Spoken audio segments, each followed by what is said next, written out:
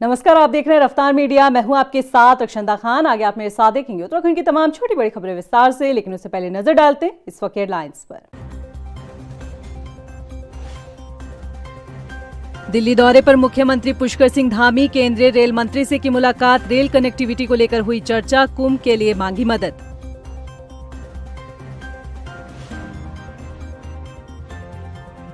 खाड़ी देशों में चल रहे तनाव के बीच धामी सरकार का बड़ा फैसला, विशेष गृह सचिव निवेदिता कुकरेती को नोडल अधिकारी बनाया, पश्चिमी एशिया में फंसे लोगों के लिए जारी किया हेल्पलाइन नंबर। बीजेपी के पूर्व विधायक राजकुमार ठुकराल और भीमलाल आर्य समेत 6 नेताओं ने थामा कांग्रेस का दामन, दिल्ली में प्रदेश प्रभारी कुमारी शैलजा ने दिलाई सदस्यता, बीजेपी बोली खराब मटेरियल कांग्रेस के पास। और खाद्य आयुक्त आनंद स्वरूप ने प्रदेश में घरेलू गैस सिलेंडर की किल्लत से किया इनकार, कहा राज्य के पास पर्याप्त मात्रा में है एलपीजी सिलेंडर, चारधाम यात्रा को देखते हुए दिए जा सकते हैं नए व्यावसायिक कनेक्शन। हेडलाइंस के बाद खबरों की शुरुआत करते हैं। बता दें कि सूबे के मुखिया पुष्कर सिंह धामी दिल्ली दौरे में हैं और शनिवार को सीएम धामी ने दिल्ली दौरे के दौरान केंद्रीय रेल मंत्री से मुलाकात की। इस मुलाकात के दौरान सीएम धामी ने उत्तराखंड में रेल कनेक्टिविटी को और मजबूत करने को लेकर रेल मंत्री के साथ चर्चा की। बता दें कि सीएम धामी ने प्रदेश में चल रही रेल परियोजनाओं पर भी रेल मंत्री को जानकारी दी। साथ ही मुख्यमंत्री धामी ने केंद्रीय मंत्री अश्विनी वैष्णव को कुंभ मेले की तैयारियों को लेकर भी अपडेट दिया। इसके अलावा सूचना प्रौद्योगिकी मंत्रालय से 143.96 करोड़ की वित्तीय सहायता देने का भी अनुरोध किया।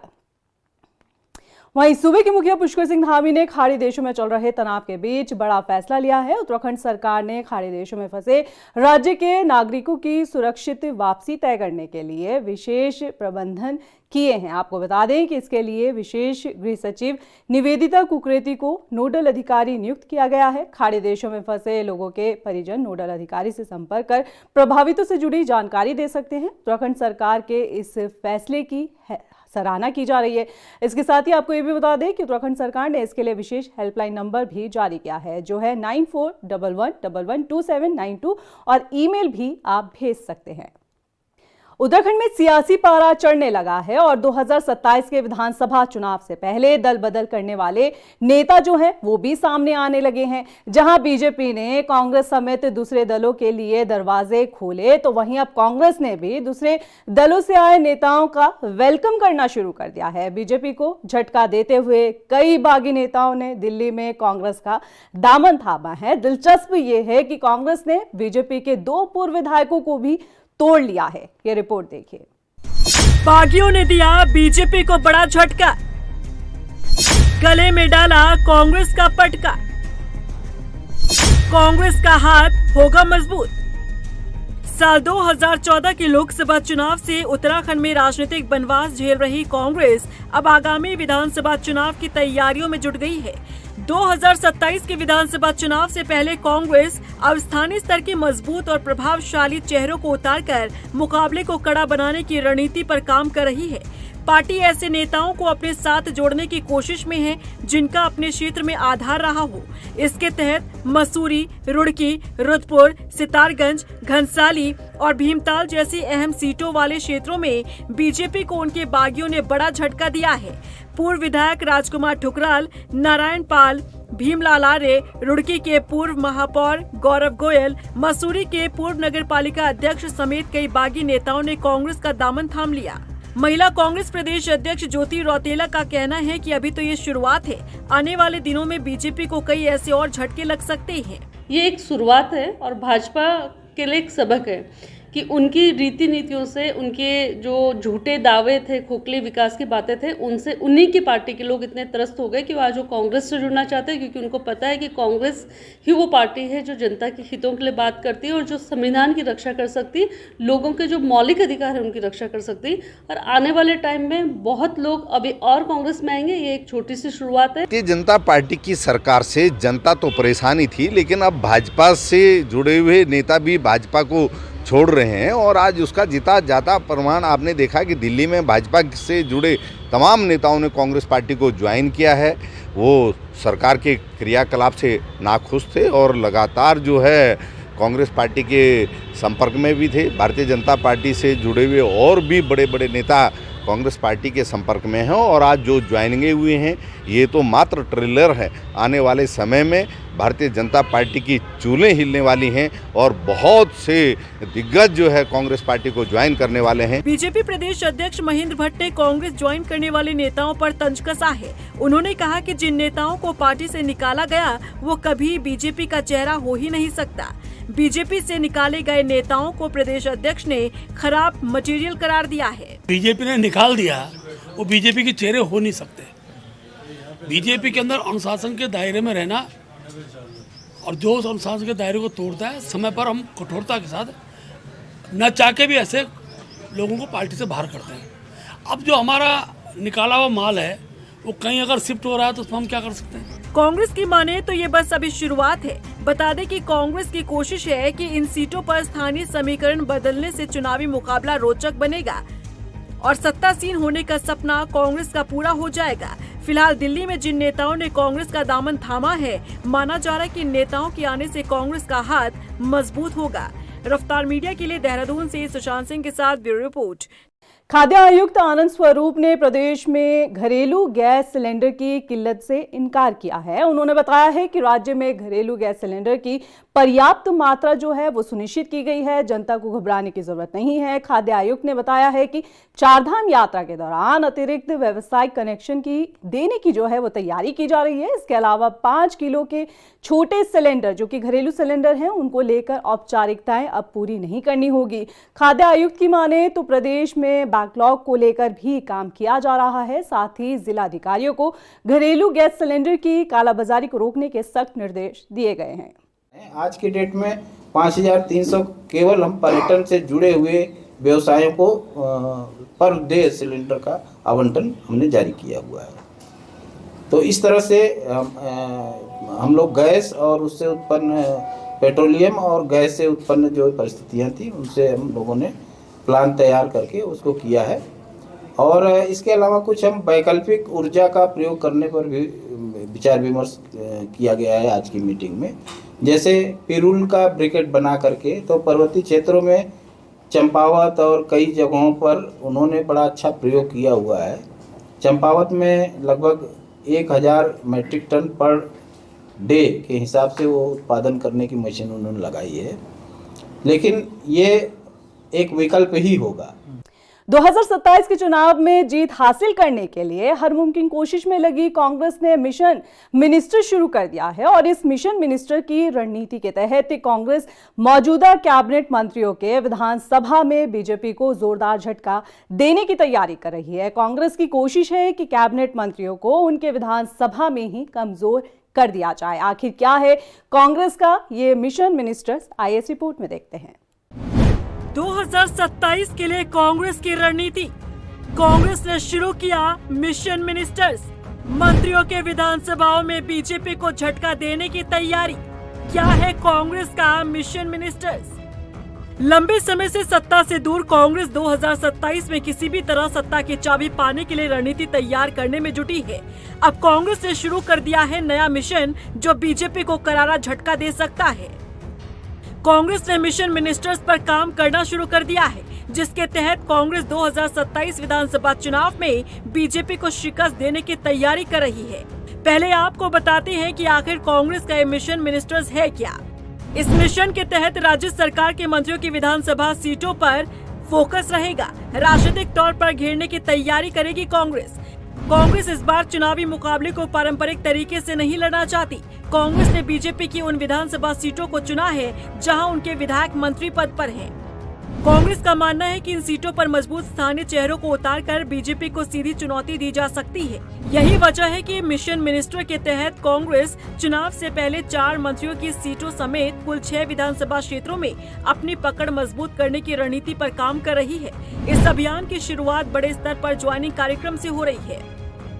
वहीं कांग्रेस के इस मिशन मिनिस्टर्स पर नए नवेले मंत्री खजान दास ने प्रतिक्रिया दी है। खजान दास का कहना है कि लंबे समय से विपक्ष में बैठी कांग्रेस सत्ता पाने के लिए ललायत दिख रही है। कांग्रेस अपनी रणनीति के तहत काम करेगी और करेगी, क्योंकि उनको आने वाले समय में 10 साल पूरे विपक्ष में हो जाएंगे। इसलिए वो ललायत है कि कैसे किसी भी तरह से हम पूरी ताकत के साथ भारतीय जनता पार्टी को हरा सके। किंतु आज भारतीय जनता पार्टी बहुत आगे निकल चुकी है और जिस तरह से हमारे कार्यकर्ता काम करते हैं और उससे विश्वास है कि उनकी मुरादें कभी पूरी नहीं हो सकती। कांग्रेस प्रवक्ता का कहना है कि मिशन मिनिस्टर्स नहीं बल्कि मिशन बीजेपी का सफाया है। देखिए, भारतीय जनता पार्टी एक ओर तो कहती है कि वो देश की और प्रदेश की सबसे बड़ी राजनीतिक पार्टी है, दूसरी ओर वो अपना घर ही नहीं संभाल पा रही है। भाजपा जहां कहती थी कि वो मिशन लोटस चला रही है, आज कांग्रेस पार्टी ने जो अभियान चलाया है, आप देखिए कि मीडिया में छप रहा है कि मिशन जो है मिनिस्टर कांग्रेस ने चलाया है। मैं तो यहाँ कह रहा हूँ कि ये केवल मिशन मिनिस्टर नहीं है, ये मिशन भारतीय जनता पार्टी का सफाया है और कांग्रेस पार्टी प्रदेश में प्रचंड बहुमत की सरकार आने वाले समय में बनाएगी। मिशन मिनिस्टर्स के जरिए कांग्रेस उत्तराखंड की राजनीति में आक्रामक रुख अपनाते हुए बीजेपी को सीधी चुनौती देने की तैयारी में है। कांग्रेस की कोशिश है कि मंत्रियों की सीटों पर मजबूत उम्मीदवार उतारकर बीजेपी को कमजोर किया जा सके। हालांकि देखना होगा कांग्रेस की ये रणनीति पार्टी के लिए कितना कारगर साबित होती है। रफ्तार मीडिया के लिए देहरादून से अशोक कुमार, सुशांत सिंह के साथ ब्यूरो रिपोर्ट। रुद्रपुर से बीजेपी विधायक शिव अरोड़ा एक बार फिर से चर्चा में है। शिव अरोड़ा का एक वीडियो सोशल मीडिया पर तेजी से वायरल हो रहा है। ये वीडियो एक कार्यक्रम का है जिसमें बीजेपी विधायक महिलाओं को लेकर आपत्तिजनक टिप्पणी करते दिखाई दे रहे हैं। विधायक के ऐसे बयान पर कांग्रेस ने तत्काल ही माफी की मांग की है। ये रिपोर्ट देखिए। बीजेपी विधायक की महिलाओं पर टिप्पणी। विधायक शिव अरोड़ा ने महिलाओं पर दिया बयान। कांग्रेस ने जताई आपत्ति। विधायक से शब्द वापस लेने की मांग। हम आपको ज्यादा कुछ बताएं उससे पहले आप ये सुनिए। हम 5 हमारे 25 के नाम पर ये जो जन्नत की बात करते हैं कि एक हिंदू लड़की लाओ, लव जिहाद करके लाओ, अब वो हिसाब बनाते हैं 135 से ज्यादा मुसलमान पैदा करते हो एक लड़की से, एक लड़की खाली उधर से निकला, इसलिए वो जन्नत मानते हैं, लव जिहाद मानते हैं ताकि हमारा इस्लाम करता रहे, क्योंकि हम खाली उन्हें गोल टोपी के वोट नजर आ रहे हैं। ये वीडियो है रुद्रपुर से बीजेपी के विधायक शिव अरोड़ा का। एक कार्यक्रम में लव जिहाद पर बोलते हुए उन्होंने महिलाओं पर आपत्तिजनक टिप्पणी कर दी। शिव अरोड़ा के इस बयान पर कांग्रेस ने निशाना साधा है। महिलाओं के प्रति आपत्तिजनक टिप्पणी पर कांग्रेस प्रदेश महासचिव ममता हल्दर ने कहा कि बीजेपी विधायक शिव अरोड़ा अपने शब्द वापस लें, नहीं तो उनके खिलाफ आंदोलन किया जाएगा। गाँव है, वहाँ जनसभा है, उसमें हमारे विधायक जी शिव अरोड़ा जी इस बात को कहा है कि महिला जो है 130-35 बच्चे पैदा कर सकते हैं गोल टोपी वाले से या कैसे भी। तो ये लव जिहाद, गोल टोपी, ये सब आप कहिए वो ठीक है, लेकिन आपका कोई अधिकार नहीं है आप महिलाओं को इस तरह से अपमान करें। तो मैं आपसे कहना चाहूँगी आप अपने शब्द को जो है वापस लीजिए और ये बहुत बड़ा जघन्य बात है। बता दें कि रुद्रपुर विधानसभा क्षेत्र के अंतर्गत बसंतपुर गांव में एक जनसभा का आयोजन हुआ जिसमें रुद्रपुर के बीजेपी विधायक शिव अरोड़ा पहुंचे और यहां उन्होंने मुस्लिम समाज के ऊपर बोलते हुए महिलाओं पर भी आपत्तिजनक टिप्पणी कर दी, जिसका वीडियो सोशल मीडिया पर वायरल हो गया और ये चर्चा का विषय बन गया। कांग्रेस ने बीजेपी विधायक शिव अरोड़ा की महिलाओं के प्रति सोच पर सवाल खड़े किए हैं। कांग्रेस युवा नेता किशोर हल्दर ने भी इसकी निंदा की है और महिलाओं के प्रति इस्तेमाल किए गए शब्दों को वापस लेने की मांग उठाई है। माननीय विधायक शिव अरोड़ा जी का बहुत दुर्भाग्यपूर्ण बयान अभी 2 दिन पूर्व बसंतीपुर में आए थे एक सड़क के उद्घाटन को लेकर।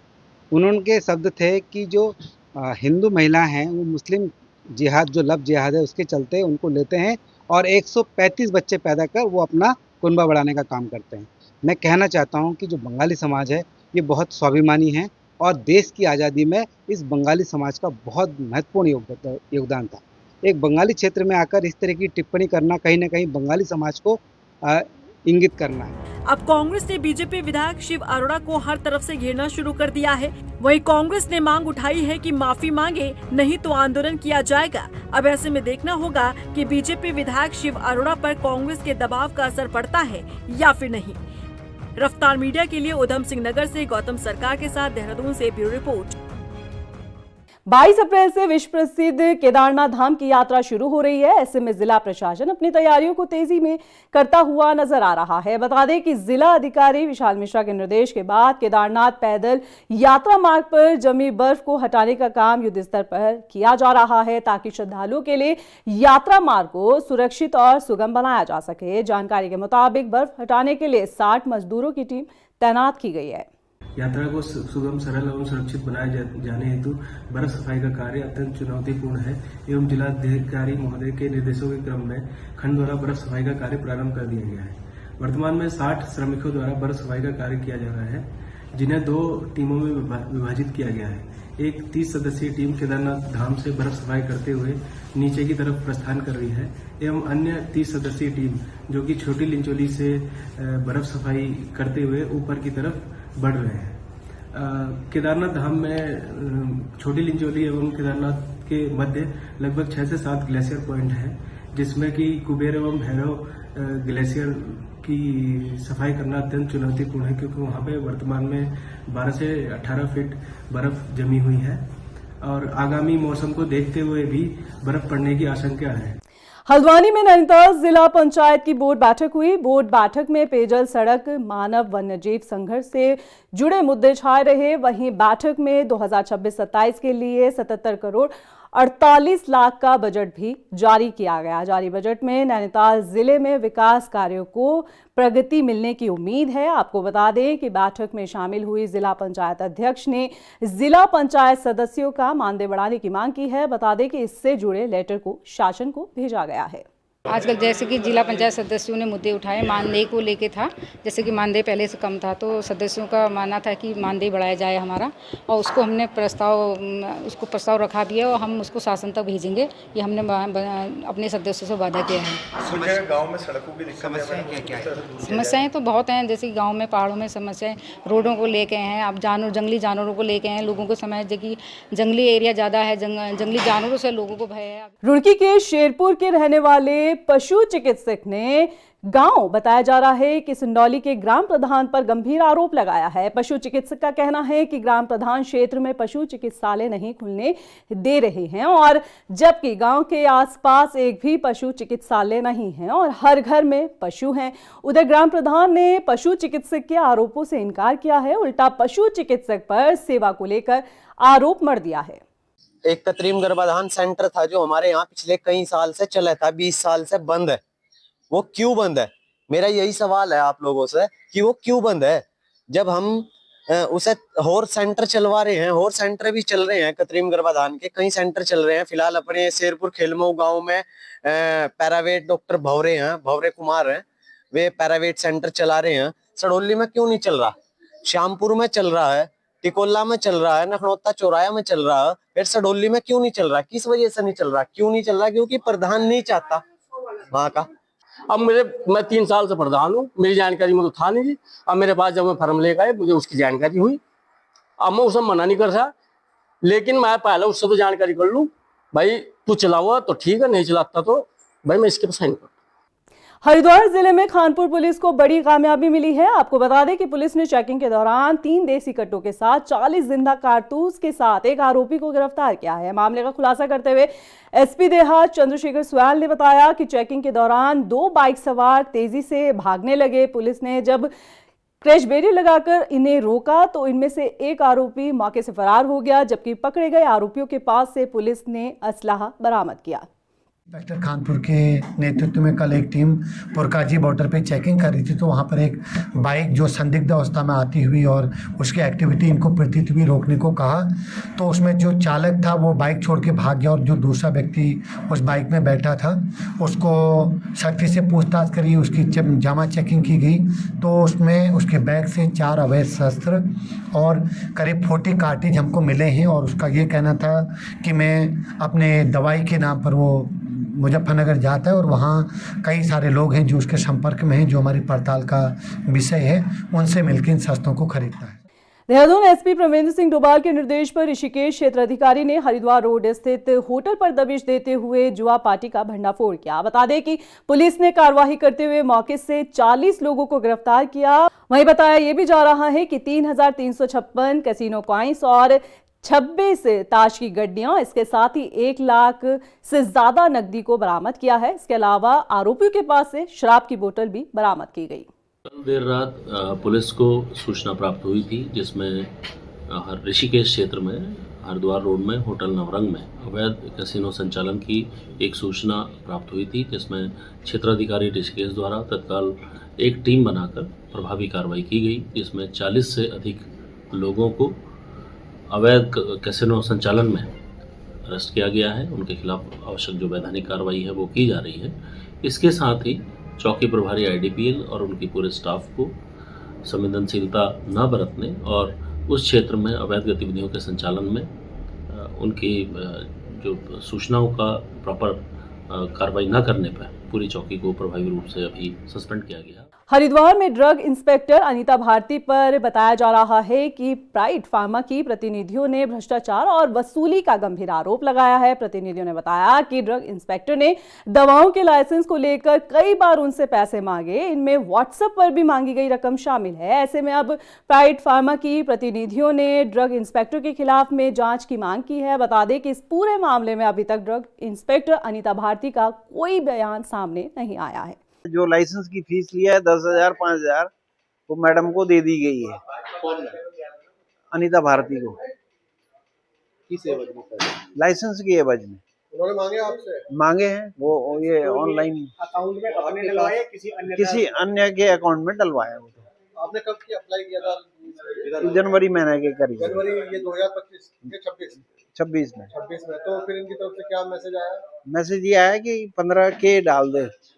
हमारे पास 15K अवेलेबल नहीं थे, हमने बोला 10K हम डाल सकते हैं, बाकी रेस्ट ऑफ द पार्ट जो है वो फर्दर दिया जाएगा। तो उसने बोला फिर 6K डाल, 6 नहीं था, फिर हमने 5 डाला, 5 डाला तो फिर वो लाइसेंस इश्यू हो गया।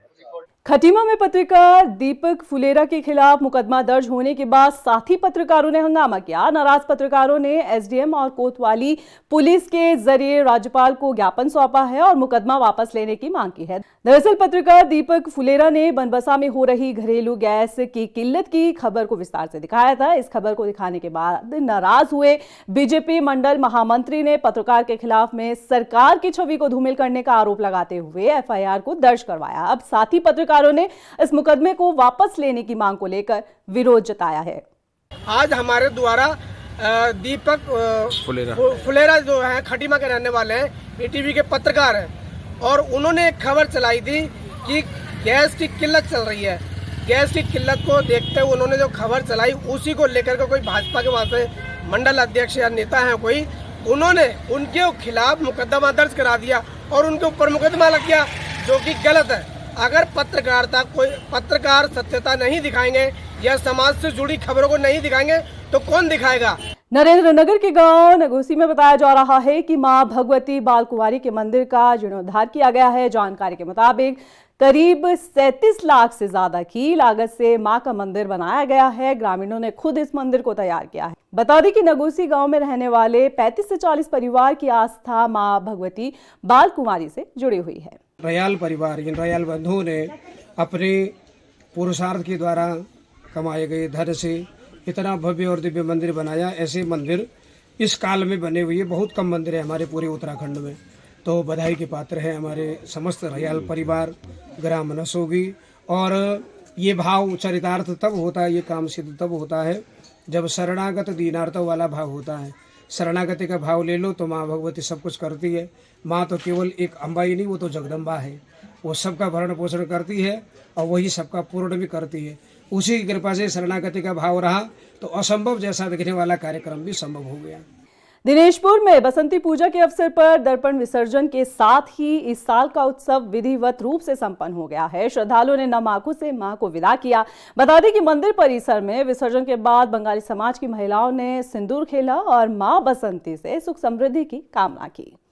आज दशमी था, 5 दिन हमने पूजा किया, दुर्गा पूजा, और आज जाके दशमी के दिन समापन है, विजयदशमी के दिन। तो आज सब महिलाएं एक साथ इकट्ठा होके एक दूसरे को सिंदूर लगाते हैं। उसमें माता जाते जाते आशीर्वाद देके जाती है कि सबका सुहाग बना रहे, सबका बच्चे अच्छे रहे, सुख शांति बने रहे। तो माता हम सबको आशीर्वाद देके जाती है। फिलहाल के लिए इस बुलेटिन में इतना ही। मुझे दीजिए इजाजत, लेके चलते चलते नजर डालते इस वक्त के हेडलाइंस पर। नमस्कार।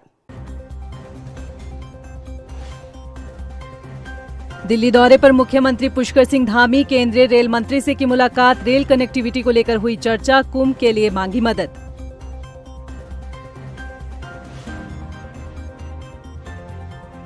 खाड़ी देशों में चल रहे तनाव के बीच धामी सरकार का बड़ा फैसला, विशेष गृह सचिव निवेदिता कुकरेती को नोडल अधिकारी बनाया, पश्चिमी एशिया में फंसे लोगों के लिए जारी किया हेल्पलाइन नंबर।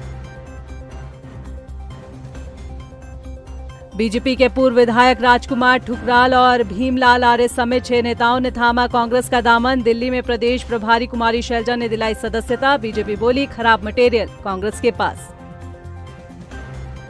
और खाद्य आयुक्त आनंद स्वरूप ने प्रदेश में घरेलू गैस सिलेंडर की किल्लत से किया इनकार, कहा राज्य के पास पर्याप्त मात्रा में है एलपीजी सिलेंडर, चारधाम यात्रा को देखते हुए दिए जा सकते हैं नए व्यावसायिक कनेक्शन।